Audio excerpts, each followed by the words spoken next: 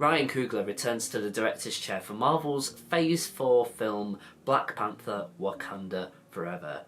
This follows a very dark and very engaging tale of, well, the Black Panther being gone. Obviously, I do want to acknowledge that Chadwick Boseman, who was supposed to come back for the sequel, sadly passed away. I actually saw this with my girlfriend when she was visiting over here.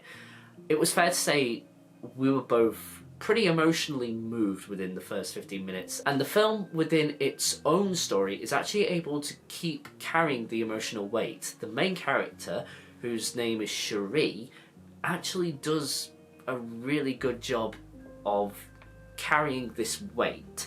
And what I mean by that is every time I saw her on screen, she just had this weight upon her. It's like invisible, but you know she was carrying it. It's kind of very hard to describe. It's like when you go and see somebody and, like, you know, they're having a hard time of it. They just look like they're carrying this invisible weight on their shoulders. Of course, with grief being very relatable to me, I could see where the main character was coming from, and the actress did a fantastic job of portraying that, and her character was easily the best part of this movie.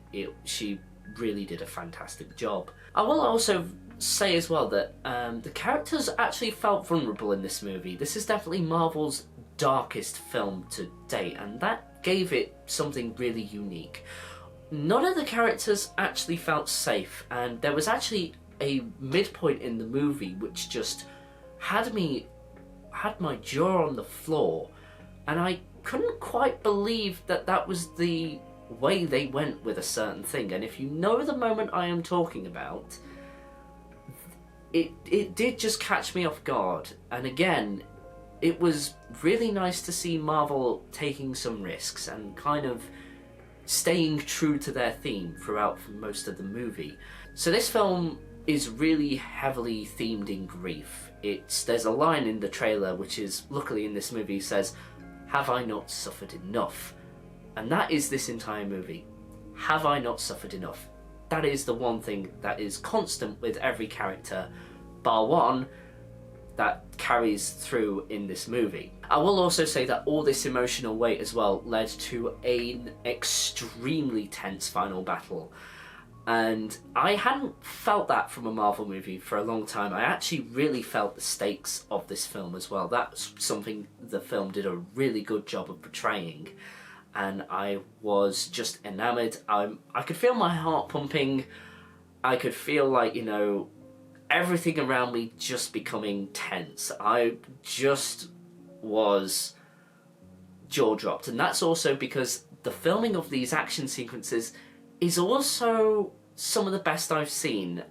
It's similar to Shang-Chi, where I really felt the impact of these action sequences, and it just had me floored whenever there was like a chase sequence, particularly when there's one when they're escaping from an auto parts shop, and then they're just going through this town, and like there's just this epic chase sequence, and it just had me. I had my jaw on the floor. It was amazing to watch. However, there are problems with the film that I would like to address in this review, and there was something I was very middle of the road about, and I think I've been very middle of the road about this for some time. The comedy in the Marvel films doesn't always hit. I felt like some more of the jokes actually landed on this particular occasion, but again, there was some where I still was like, ugh.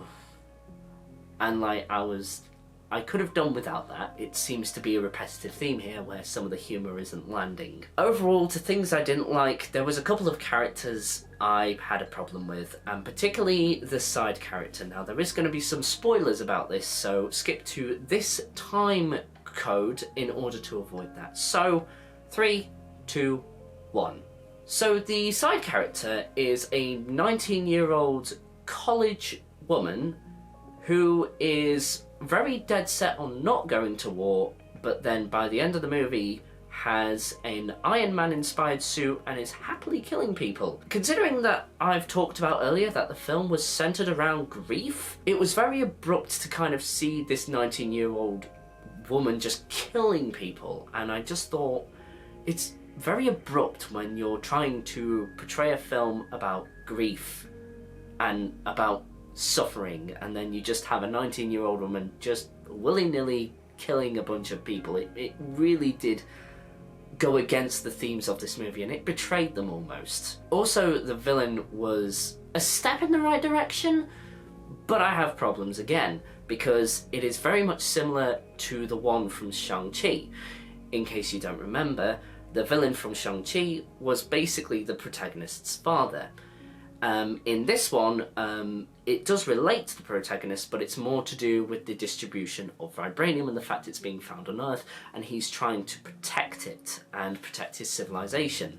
There are ideas here that are perfectly solid, but the problem is it's the style of exposition I have a problem with, because it was very similar to Shang-Chi, and all of a sudden when I thought about his story and the arc in this movie, bar one difference, which was the ending of their arcs, it was just a bit too similar when I eventually got to thinking about it. It really let it down, because his ideas were solid, his motivations were understandable, but the style they went with, it just felt a bit safe and familiar. Also, I have talked about the chase sequences, but most of the dialogue sequences, the cinematography is pretty flat, and what I mean by that is it's just clean.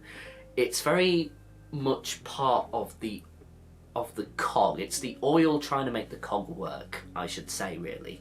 And it just felt too samey, and considering this film is so unique from all of the Marvel films I've certainly seen, barring Endgame, where that also followed grief, I should probably say that as well, I was kind of disappointed with the cinematography. I thought they could have done something unique with that, but they decided not to, and that's just because it's part of the it's part of the commercial chain, you know what I mean? So in conclusion, while this phase hasn't been the strongest, Black Panther: Wakanda Forever definitely comes out on top. However, due to a flat villain storyline arc and due to a flat side character, unfortunately these really do bring the film down.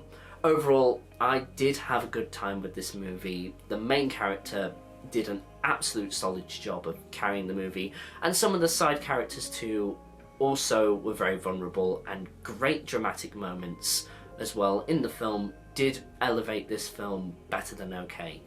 I thought this one was a good Marvel movie, and check it out if you can, because it's definitely worth your time if you can ignore the flaws.